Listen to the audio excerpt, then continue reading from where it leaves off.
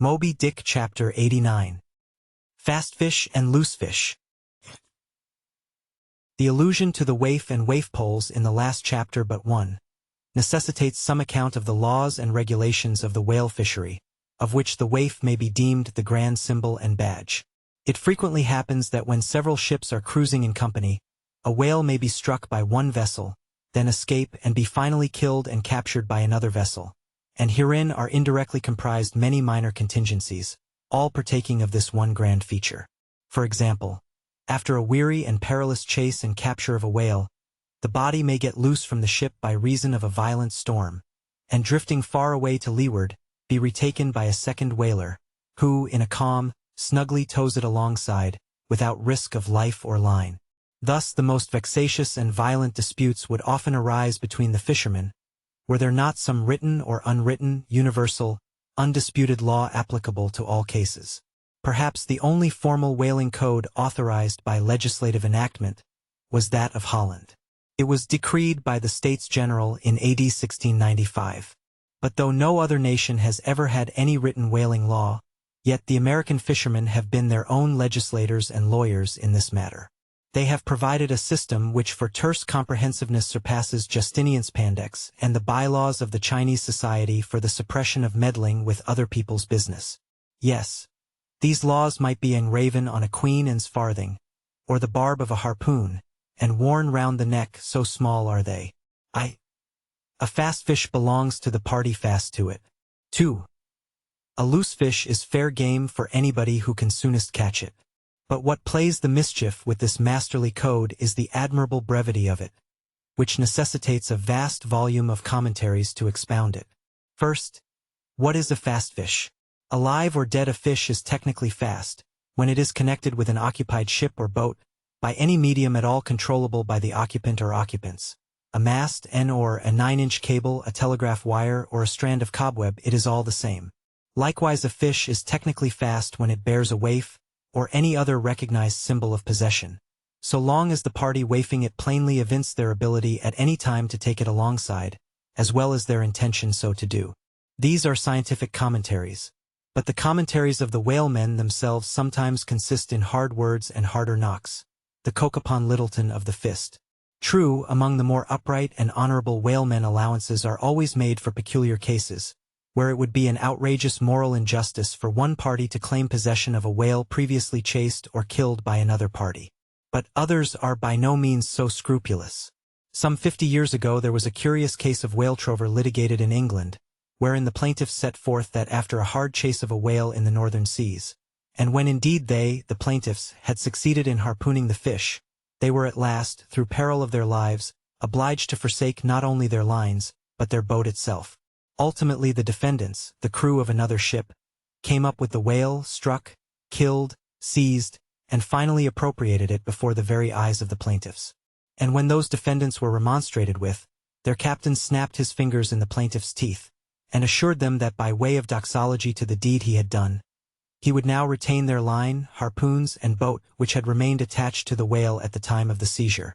Wherefore the plaintiffs now sued for the recovery of the value of their whale, line, harpoons, and boat.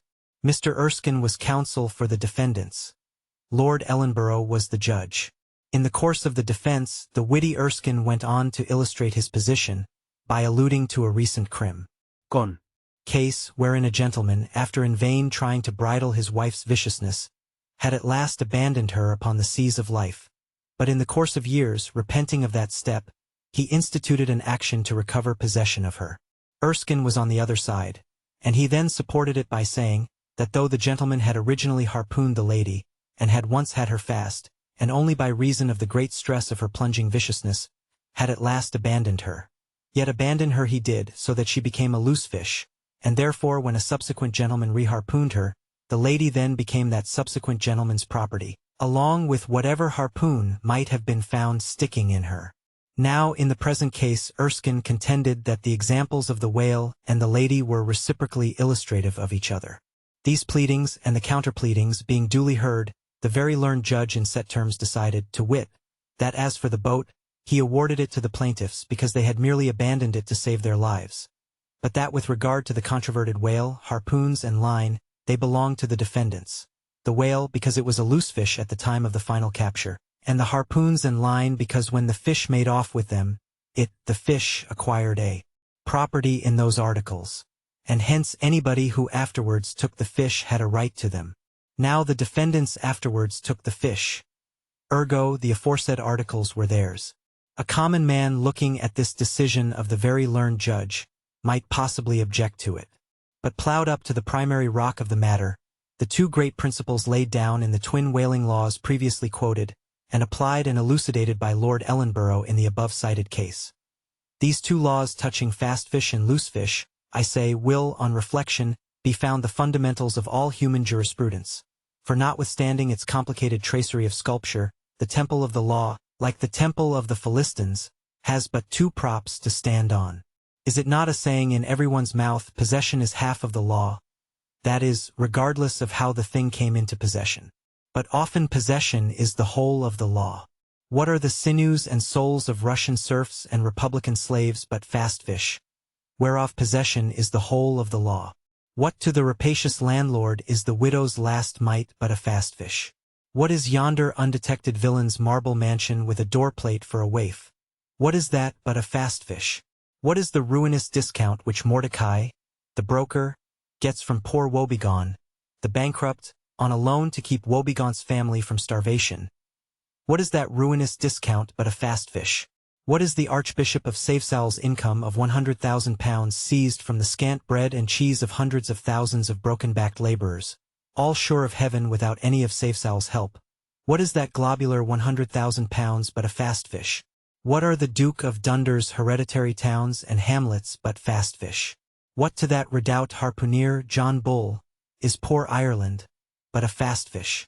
What to that apostolic lancer, Brother Jonathan, is Texas but a fast fish? And concerning all these, is not possession the whole of the law? But if the doctrine of fast fish be pretty generally applicable, the kindred doctrine of loose fish is still more widely so. That is internationally and universally applicable. What was America in 1492 but a loose fish, in which Columbus struck the Spanish standard by way of waifing it for his royal master and mistress? What was Poland to the Tsar? What Greece to the Turk? What India to England?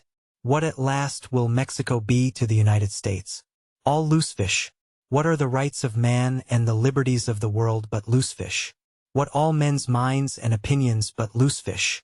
What is the principle of religious belief in them but a loose fish? What to the ostentatious smuggling verbalists are the thoughts of thinkers but loose fish? What is the great globe itself but a loose fish? And what are you, reader, but a loose fish and a fast fish too?